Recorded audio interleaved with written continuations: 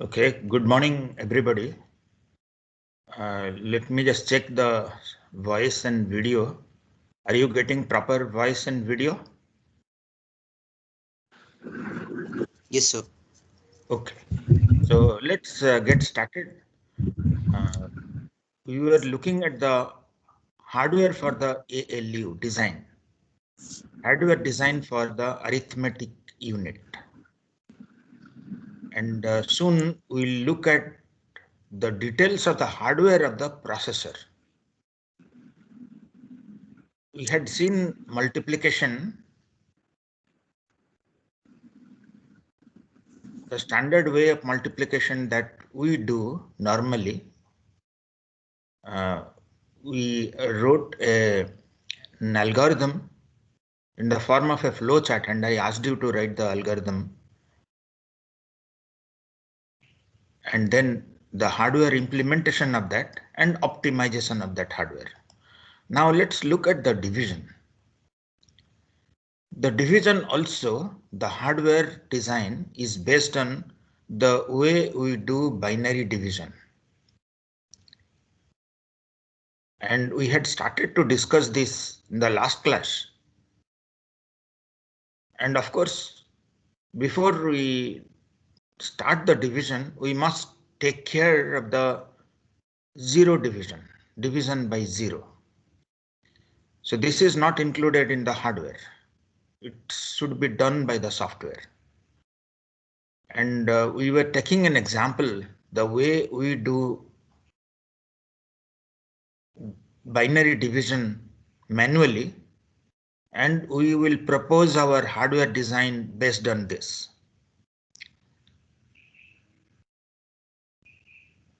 Now let's observe this simple division example. So the dividend and we have the divisor. We write the divisor at the most significant bits. And then we try to subtract. If we are able to subtract, if this is the divisor is less than the most significant bits of the dividend, then we write 1 in the quotient. And then we perform the subtraction. And in each step, we bring down one digit, one bit from the dividend, and then try the subtraction.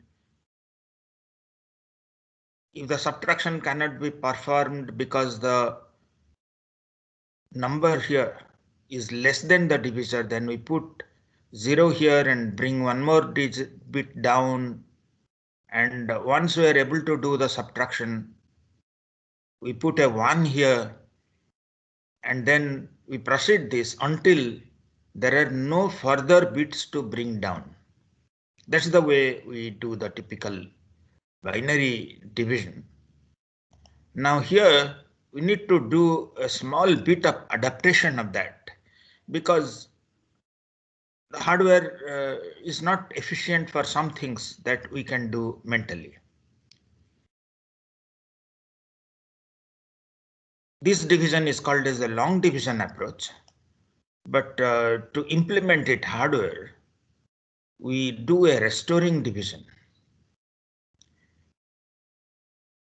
The main reason is that in computer hardware, it's difficult to say which number is greater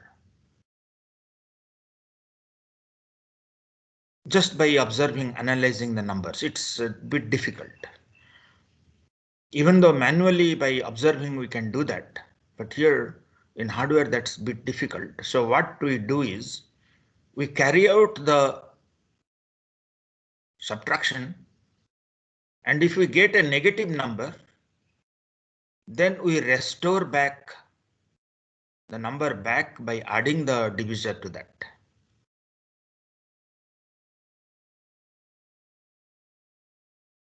While doing mentally or manually, we don't do that. Just check the number and then we don't do the subtraction. But here we actually carry out the subtraction.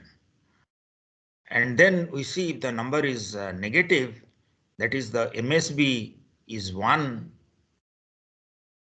and then we restore back by adding the divisor. So that's the way we do it. In hardware, that's much easier. And of course, we will, just like in the multiplication, in division also, we will do only unsigned numbers. Multiplication and divisor using unsigned numbers, because signed number is just one step extra. What we do is we check the sign of the dividend and the divisor, and based on that we adjust the sign of the result. In a multiplication, for example, if both are of the same sign, then we don't do anything. The sign remains unsigned, positive. But if they are of different sign, then we negate it. I mean, we add a negative sign. Now let's Hello, look sir. at the division hardware that we Hello, just sir. discussed. Yeah, please. Yes. Yes. Sir, I have a doubt in the previous slide. Yeah, please. Sir, you have said that So we your will name is do. Aman, right? Yes, sorry, Sir, name is Aman, right? yes, sir. Sir, Aman, you have yeah. said that we will do division for only the unsigned bit. Then how will we check that MSB is 1 or less than how it will affect? Because in the So unsigned bit, this is the one, right? You are asking that the dividend and the divisor are both unsigned. yes, sir. Yeah. Now, what is your question? Then how will we check MSB is 1 or 0? Then it will be negative or positive. Because 1 is also positive, 0 is also positive in unsigned bit. No. See here, we have the MSB as 0. If it is a negative number, we make it an unsigned number. We just negate it. Okay, so the MSB will be 0 for both the divisor and the dividend before we start the division operation. This example is just about how we do manually. So actually there is a 0 here. The MSB is 0. I think maybe the doubt is coming from there that this MSB is not 1. This is just to give an example here. We've just done this. But the way we go about doing the division is that we check if the MSB is 1, that means it's a negative number, and we negate it. We choose complement it, and we get the unsigned number, and then we proceed. Is it okay? This example, don't get confused with this example. This is just for illustration. This is not an actual two's complement number division. This is, I'll just recap the way we do manual division with a small example. But actually the MSB will be 0. Okay, so Aman, good, ask that question. Now let's proceed. So the observation that we made there, written here in the form of a flow chart. We keep the divisor in the left half. Just see here, this is a 64-bit. We're trying to do 32-bit division. But then we have here one shift register. Here we keep the divisor in the left half. And the remainder on the right half on this 64-bit shift register. Okay, this is not a shift register, it's just a register. The remainder is on the right side. That means it is in its actual position. But here the divisor is actually shifted left. So that means it is on the left 2 bits and its value is very high. But let's see what we do with that. And the quotient is a shift register, and we have shift left on this, and this we make initially 0. And we have the control circuit here. And now let's look at the algorithm here.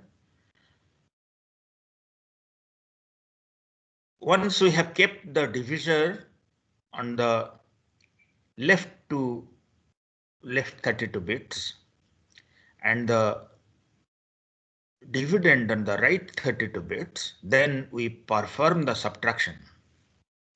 So what will be the result of the subtraction, of this subtraction? When we have the divisor on the most significant bits, most significant 32 bits, and the dividend in the lowest significant 32 bits, and we do a 64-bit subtraction. So the 32 least significant bits of the divisor is zeros, and the 32 most significant bits of the remainder are all zeros. And we perform a division. So what will be the result of this first? Sorry, we perform a subtraction. So what will be the result of this operation? Will it be positive or negative?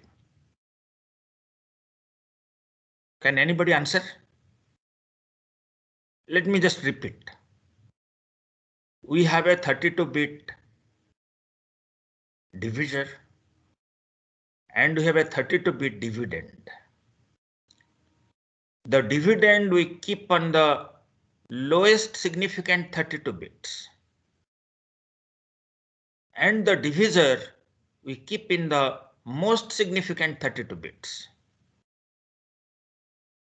And the rest we make it zeros. And here also the least significant bits of the remainder are zeros. Now we perform a subtraction. So, and none of them are 0 basically. Okay, the dividend can be 0, but the divisor is guaranteed not to be 0. And then we perform a subtraction. So what will be the result of this subtraction? Will it be a positive number or negative number? Can anybody answer? Yes, is anybody? Okay, let me just call randomly. Negative, sir. Okay, let me just ask somebody else. Anusa, Anusa, are you there? Anusa, are you there? Yes, sir. Okay, so Aman said the first division, the first subtraction will always be negative. So can you explain why always it will be negative? The first subtraction will always be negative.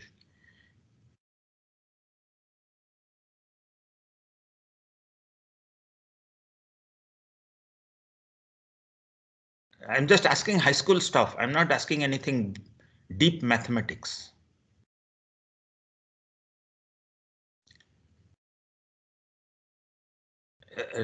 Rashid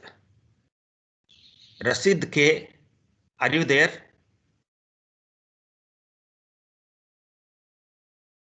Rashid. Okay. Others, are you able to hear? Others? Yes, sir. Okay. So can you please explain Aman's answer that why the first subtraction will always be a negative? So because the dividend in general should be greater than the divisor as we are dividing it from the divisor. So when we subtract the dividend from the divisor. Actually, my question is trivial. So my question is trivial. Others, thank you. So it is always the case since we have made the divisor occupy the 32 bits, the most significant 32 bits, and the remainder, so the dividend on the lowest 32 bits here, and we perform a 64-bit subtraction, obviously it will be a negative number. And once we find that it is negative, we check here in this diamond here, we test the remainder. And if the remainder is less than 0, then we restore the original value of the dividend by adding the divisor back. But if the result is positive, then we just shift the divisor 1 bit right, and then we go back and again perform the subtraction. I'll just explain this with the help of another example. But this is the overall scheme that we keep on. The first one is always negative because they are in different positions. Even if the divisor is just 1 bit, just 1, it's not 0, so it can be at most 1. I mean, at least 1.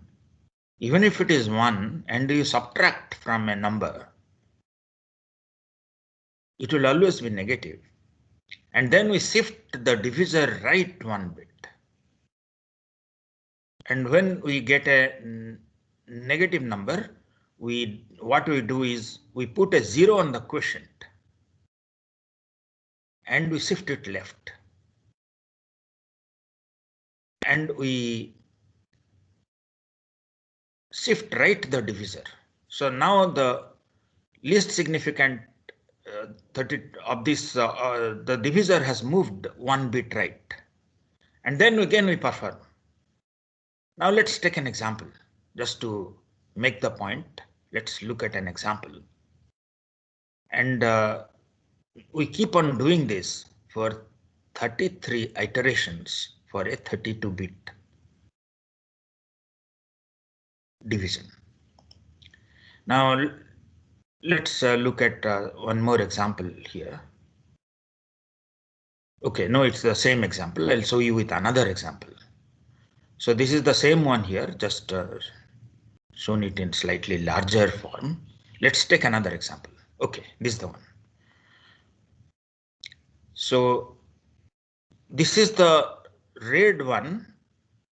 The is the register called as remainder. I put it red here.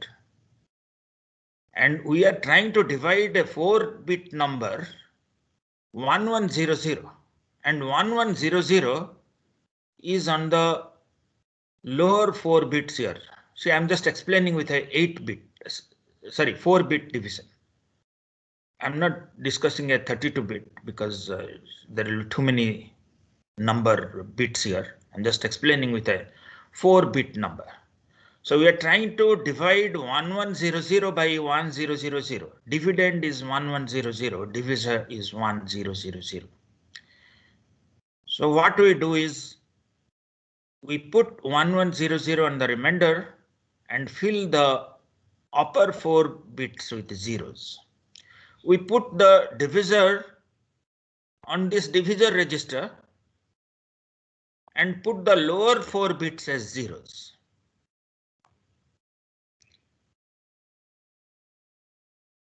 And then we perform a subtraction. Obviously, the result is negative. And then we shift. We put a 0 here on the quotient. And then we shift the divisor 1 bit right. I have not shown all the steps here. We again subtract from the dividend. Again got a negative number. Again restore back by performing addition. And again shift the divisor right, and so on. We keep on doing this until we are able to subtract here.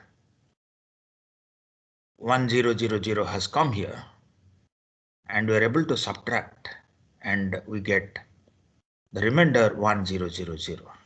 So that is for a 4-bit division, we have to do this process for 5 times. For 32 bits, we need to do for 33 times. So that's the overall scheme. Now, is it okay? Or should I repeat? Okay, fine. Read up in the book also.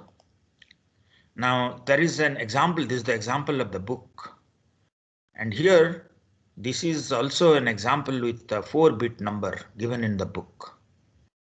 So here, the divisor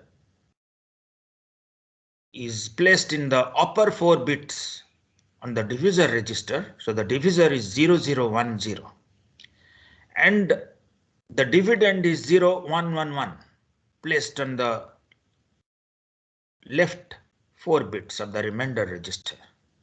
And first time once we perform remainder minus division minus divisor, we get a negative number here. Observe the 1 here and then restore back by performing addition. And then we shift the divisor back to the right by 1 bit. So 0010 becomes 0001. And again perform the subtraction, again get a negative number. And then push the divisor 1 bit, again it became 1000 and perform the subtraction, again get a negative number. And the quotient is again push 0 there until we are able to do a proper subtraction with a positive remainder or a non-negative remainder. So 1000, once we subtract from 1111, we get a 0 on the MSB and then we push a 1 into the quotient here. And we continue for 5 times because it's a 4-bit number.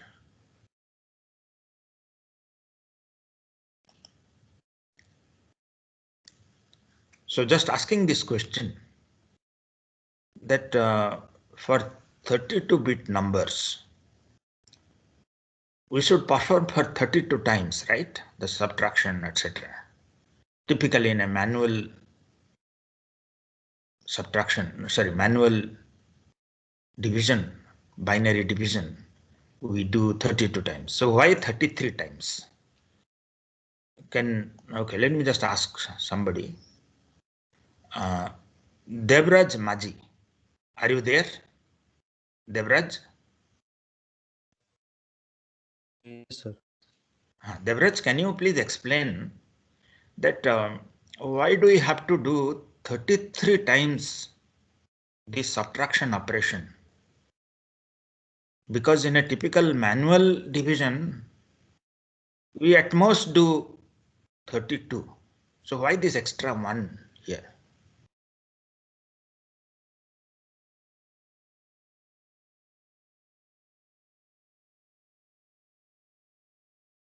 Yes, would you like to give any answer?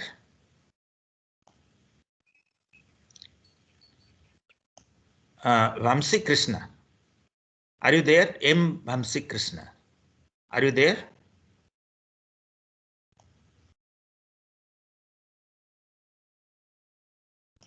Soham Mukherjee, Soham, are you there? Yes, sir.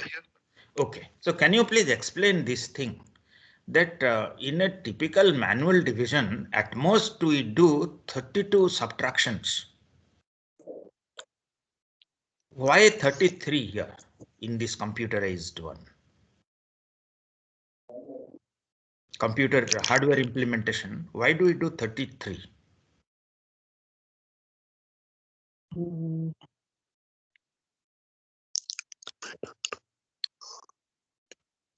Any answers, Soham?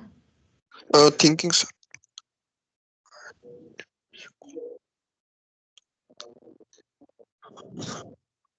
Okay, so please think about it.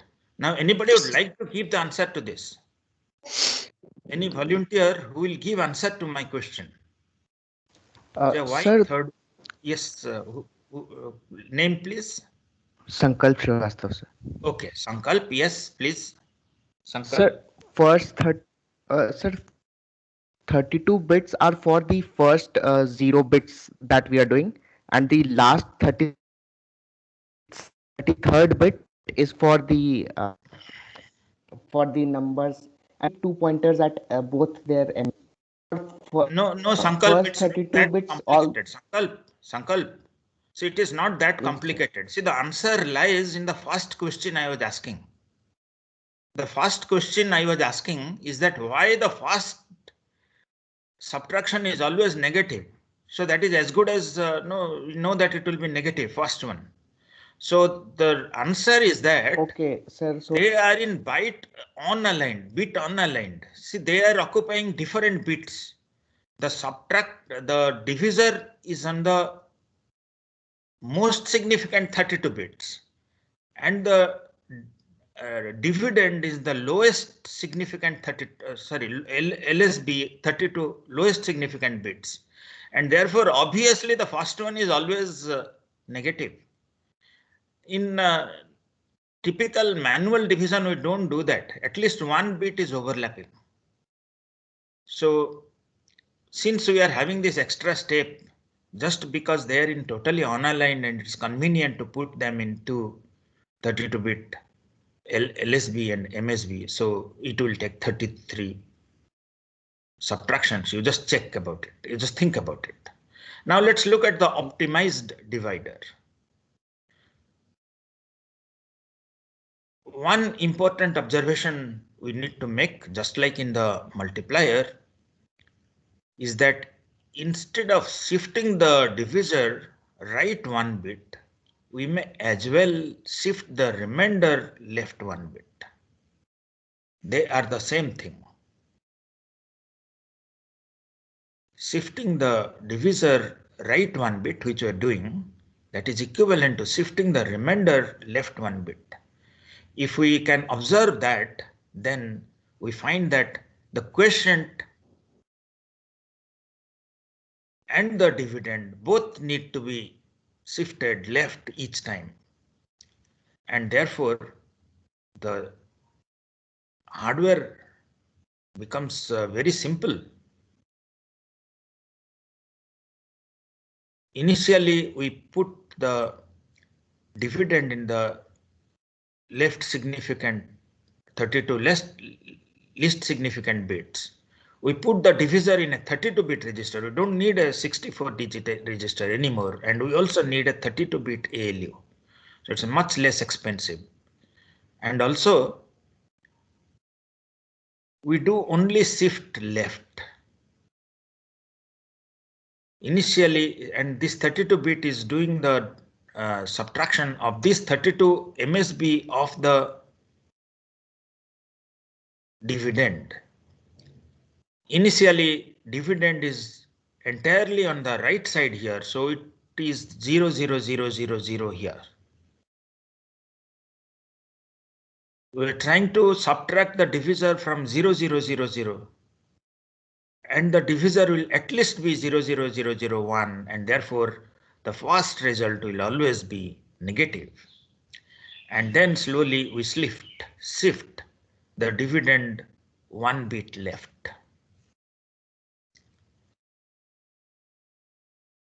And then we try the subtraction again. If subtraction result is negative, we add back, and so on. So now we have simplified. We just need a shift left operation, just one operation, and the quotient is being pushed here. The same quotient which we had a separate register, as the dividend is being pushed to the left, the quotient will be added here in the bits vacated by the remainder. Very nice. Made optimal use of the hardware. Remainder is leaving places here, vacating places, and the quotient is occupying those places. And by the time the remainder is on the upper 32 bits, the quotient will be here on these 32 lower bits. They are sharing the same place. Nice. But just asking this question, that we are doing only the shift left operation. Why do we need this shift right operation here on this register? So this register, we should be able to do both shift right and shift left. And also we should be able to do the right, because each time we are writing and then we are restoring back. So why this right enable is needed, and also the shift right. I'm not doing any write operation anywhere. Just left, shift left, and so on. So can anybody answer this?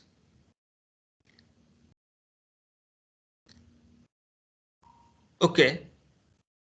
It's a tough question actually. Why do we need a shift right and this right enable? And the answer lies in realizing that this is the same hardware for multiplication as well. If you look at the hardware, we finally came up, the optimized hardware for the multiplier and the optimized divider, they have the same hardware.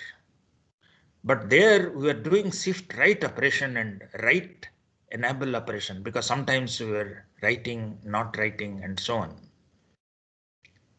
And therefore these two extra are there, shift right and right, because we will use the same hardware for multiplication as well.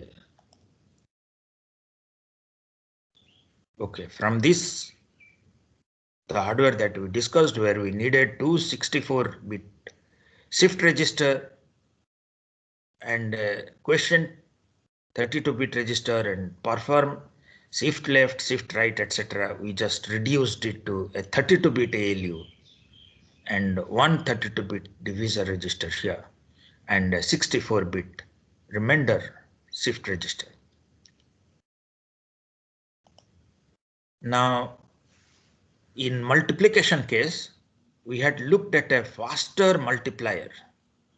We said by increasing the hardware complexity, by having many 32-bit adders, we could do a faster multiplication. Can we do the same thing here in faster division? Answer is no. We can do this because whether we subtract or we restore back, it depends on the sign of the remainder. There, remember in multiplication case, we observed the product bits and we could find out how to get the product bits parallelly based on the two operand. By observing the operands of by doing some operations on the operands, we could parallelly get the different bits of the product. But here we can't do that because of this conditionality of the result of the subtraction. But then some have proposed somewhat faster divider than what we discussed here, called as the SRT division technique. It's not part of our syllabus. I mean, we're not going to discuss it. We just looked at the optimized division where we optimize the hardware, but how to get the speed. It's not as fast as the first multiplication that we discussed, but somewhat fast. But then it's quite complicated, the SRT division technique. We're not going to discuss. Those who are really going to do hardware design and so on, they might later look up the SRT division, but it's not part of our discussion. But what is the instruction in MIPS assembly language to do division? We never did division in our assembly program. Okay, here also we need two registers which are implicit, the high register and the low register. Both are 32-bit. The high will store the remainder and the low will store the quotient. And the instructions are divide RSRT. And here these are the two source operands. And another one is divide unsigned. And here these instruction, before we use this instruction, we must ensure that the divisor is not 0. And once we perform the division, then the remainder and the quotient will be in the high and low register. And then we use the move from high and move from low, MFHI and MFLO instructions to access the results, the remainder and the quotient. Now let's discuss about the floating point number representation, because that's required in almost every computation that we do. How are floating point numbers represented inside a computer?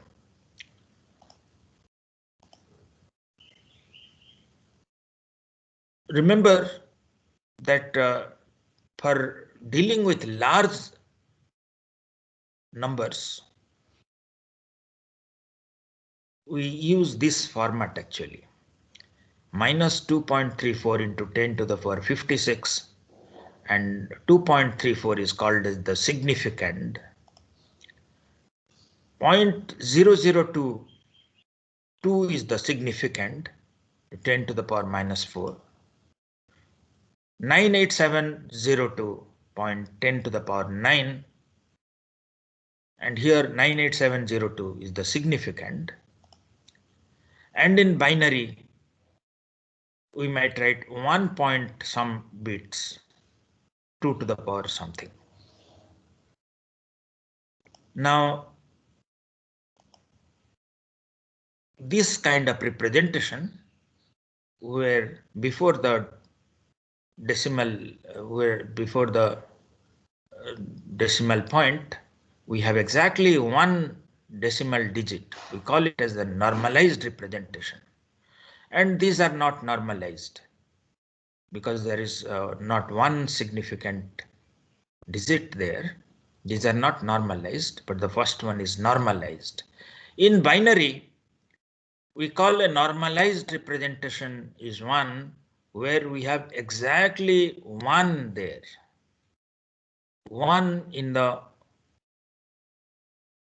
left of the digit of the point here. So this we will discuss representation of the normalized binary numbers in computers, and this is defined by IEEE standard 754 in 1985. The standard was formulated, and now it is universally accepted in all computer representations. Very nice. So whatever be your number stored in whichever computer, another computer can access it. This is one case where standardization has succeeded 100%. There are many cases where standardization did not succeed. We are saying that some computers are left Indian, some computers are big Indian, little Indian, and so on. Standardization did not succeed there. But here, this is a success story. The floating point standard used universally. And we have two representation of the floating point standard. The single precision 32-bit, you might have done in C programming. The double and the float, these are the C declarations. Single precision is float, and then double precision is double, which is 64-bit representation. But before we proceed further, just want to ask this question, that what is the difference between a floating point number and a fixed point number?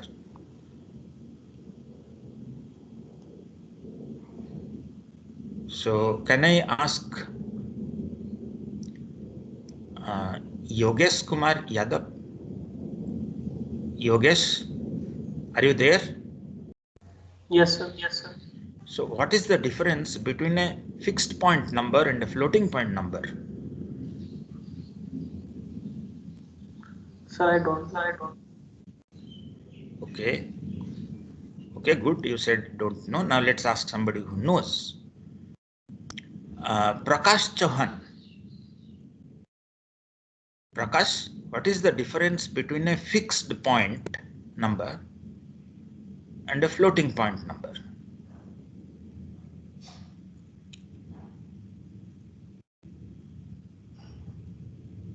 Sir, Yes. sir, this is Varun. Can I answer? Yeah, Varun. Yeah, please. Varun, yes. Sir, sir, in a floating point, sir, the number of digits are not defined for the real part, for the integer and fraction part. But in the fixed part, fixed number, we can we have a defined number of digits for the integer part and the fraction part. I mean, why is that? I mean, how does it matter whether you define fixed points or don't?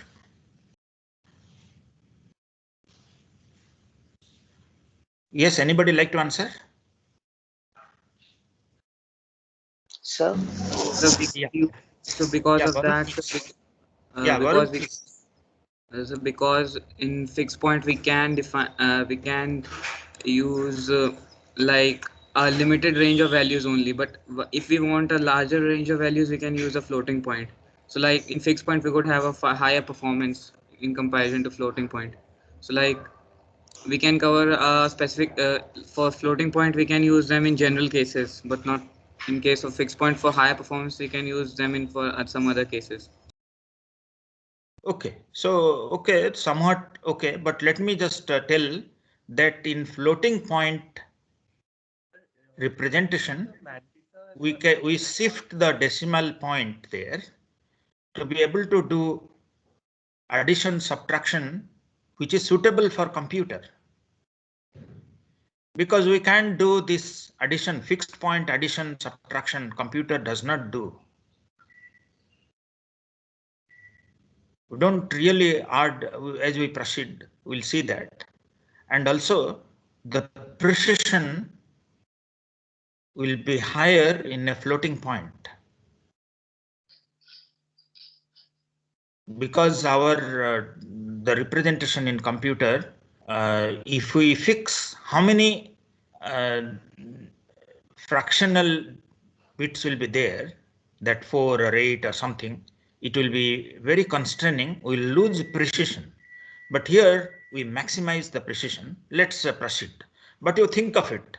You do a search on the net or wherever, because somebody is going to ask you this question someday, or you might ask to yourself that what is this? Because everybody is saying that floating point number and fixed point number, and what is the difference? Please do some study. Look in the net, Google search, look in the book, and you just convince yourself that why the floating point numbers are used in computers and not the fixed point numbers.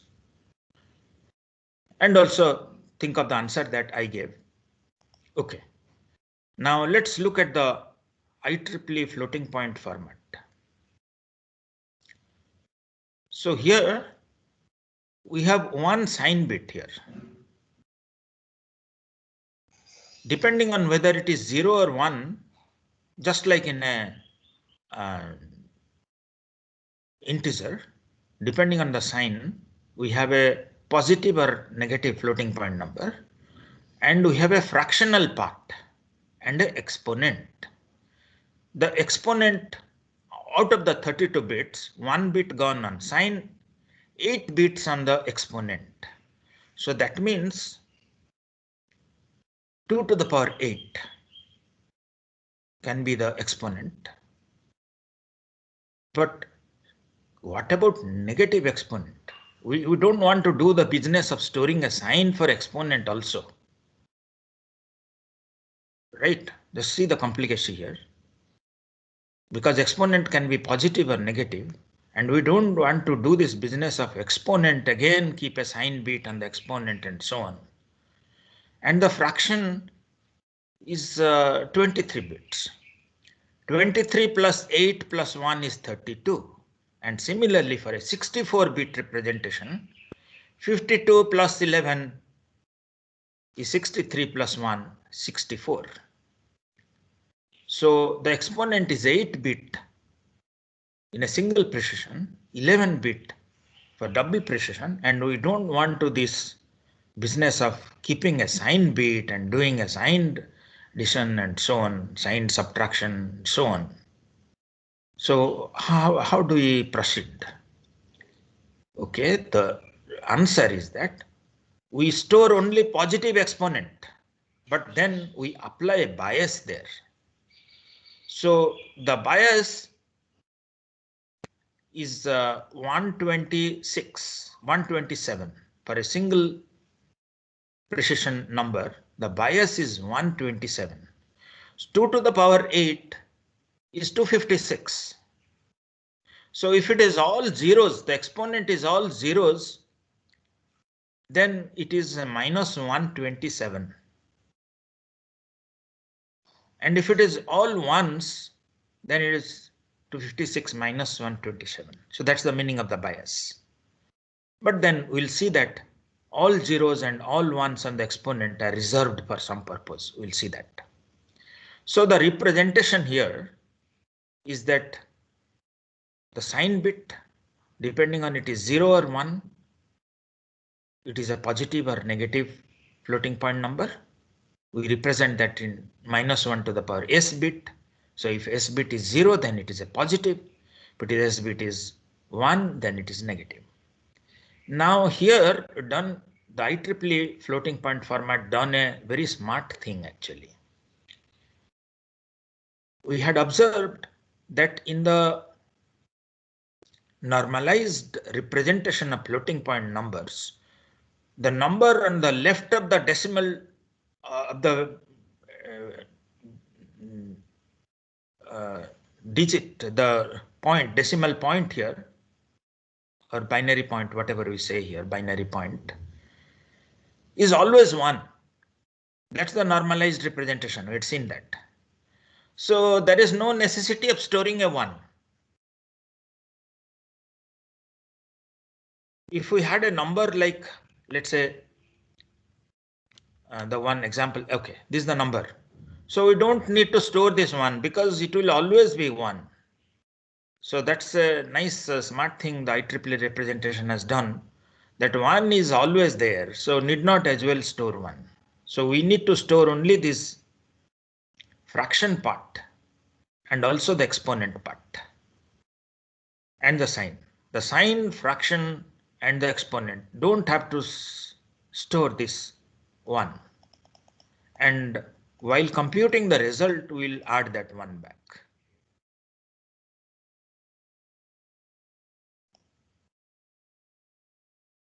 And similarly, for a double precision, we have this bias is 1203. Whatever be the exponent works out to be, so that is 2 to the power 11, that is 2048, right? So on that we'll subtract this 1203. Now the exponents, this all zeros and all ones are reserved for some purpose, as I was saying. Now we'll see what purpose a little later, but before that, let's find out what is the smallest value that we can represent using a single precision IEEE 754 floating point standard. The exponent cannot be all zeros, so the smallest exponent that we can have is all zeros and 1. And if we compute its actual value, it is 1 minus 127 is minus 126. That's the exponent. And the fraction part can be all zeros, and the significand is 1.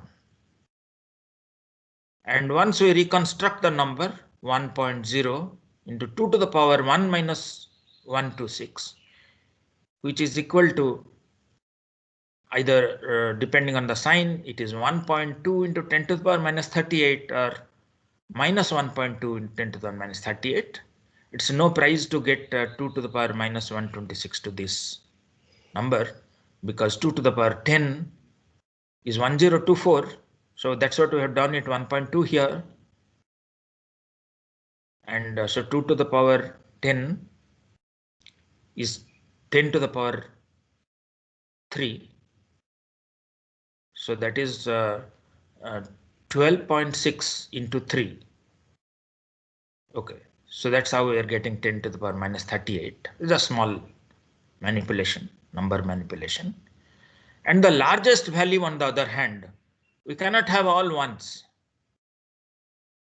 So we can have this as the largest exponent, which is meaningful. The other one is reserved for some purpose, which if you compute, it is 254. So the largest exponent we can have in a single precision is 127. And the largest fraction can be all ones. And if we put the significand 1.1111 and so on, it is approximately equal to 2. And therefore, the largest number that you can represent in the single precision is 2 into 2 to the power 127 is 3.4 into 10 to the power 38. Similarly, in the double precision, if you just do this small computation here, you will get 2.2 in 10 to the power minus 308 and 1.8 in 10 to the power 308. So these are the ranges that you can represent using a IEEE floating point format. But what about the precision? See, every bit in the fractional part is significant. So in a single precision, let's say the LSB is 1. Now, what is the value of that? That is approximately 2 to the power minus 23 because there are 23 bits and the LSB is 1. So the precision is 2 to the power minus 23. So that's the precision with which we can operate. But how much is this in decimal? Okay, that is equal to, if we do this log thing, so if in decimal, if it is AX, and so basically if we take log with base 10, then this will be log 2 base 10, and therefore 23 into 0.36. So the number of decimal digits, okay, it is 6-digit precision. So 0.000001, that is the number, least number we can handle in single precision. We cannot handle precision 7 zeros and 1 or something like that. If anybody has doubt, please let me know. These are simple maths. I think you should be able to do it. Very simple maths, school maths actually. And similarly for the double precision, we have 2 to the power minus 52, which is equivalent to, if we do this, how many digits we can manipulate. The list is 16 digit. So 0, 0, 0, 0, 15 zeros and 1. So that's the smallest number we can manipulate. If it is anything less than that, we have to ignore it. That will get, we will not be able to handle, or that will be made 0. We lose precision. If anything less than 15 zeros and 1, anything less than that, we cannot handle, and that will be approximated to 0 in computer arithmetic. I hope this point is clear. We are unfortunately running out of time. We'll continue from this point. The next class, Monday, we'll have a quiz on Monday. Anybody has any questions, concerns?